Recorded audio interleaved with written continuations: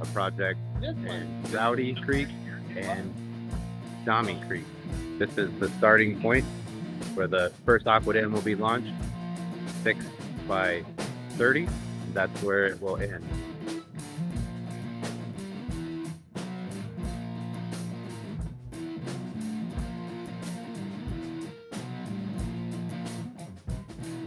Here's the rocks that we're going over.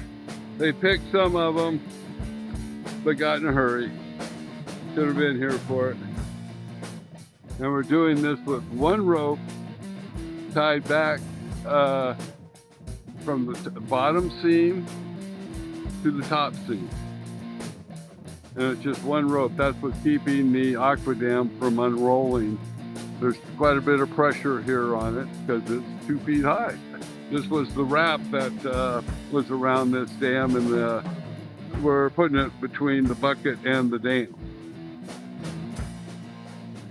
so that we don't like steel of any kind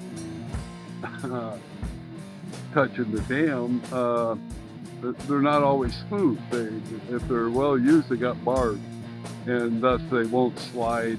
The material won't slide down that because it gets hung up on that little bar. So to avoid that, we put something behind it, like the wrap. I don't believe we need that, but one side, this side next to me, is much higher than the other side. We closed this electric pump off, unplugged it, it's either on or off, and we're waiting for the other side, the upstream side, to catch up.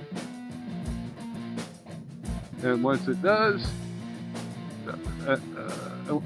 what we're avoiding is it wants to go and bend upstream to the least amount of pressure here, and we don't want that to happen. We want it to go straight into this,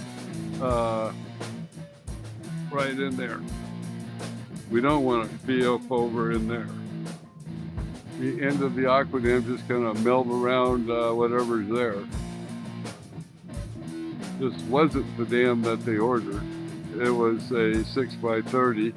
We brought a 6, one end open, one end closed. This is a double closed ended dam, and it's 6 feet high and 56 feet long. So they were off by, I don't know how much will be left on this roll, but they were off. This was the backup dam, which is a good thing we brought, because otherwise it would have been too short.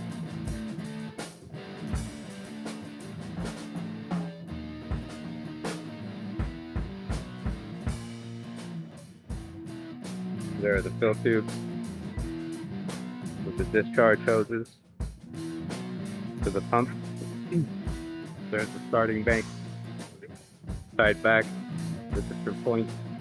Here we have another rope tied to the bottom center seam of the AquaDam, and then tied back to the top of the center seam AquaDam to allow the AquaDam to gain head as it's crossing the creek.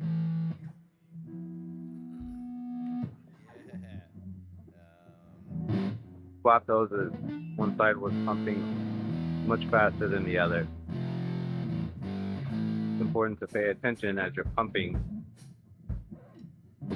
as the sides are filling, so that you fill equally on both sides. The AquaDam is about 3.5 feet tall. The water level on this side is pretty minimal. 6 foot tall, 55 foot long AquaDam has made it across the creek.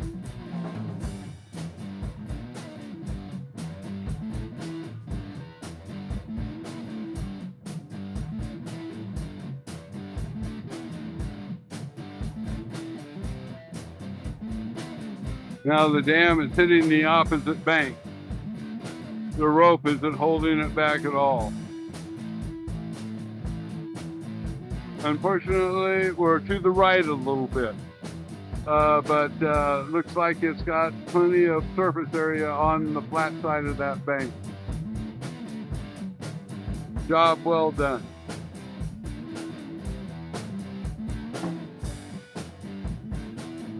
Well, the two 3-inch electric pumps aren't filling it very fast. The pool is not going down in back of it. For those 2 pumps to be adequate, it should be dropping the pool. This is day 1. It's supposed to be here for a while. It rained. So I don't see where these 2 pumps are gonna muster what needs to be done here. Now they 2 pumps, but they join in a Y. Right here behind the tree, there's a Y, and these 2 pumps join up to one single hose, the same size and diameter as the 2 pumps. But because it's restricted to that one hose, they're not pumping very adequately.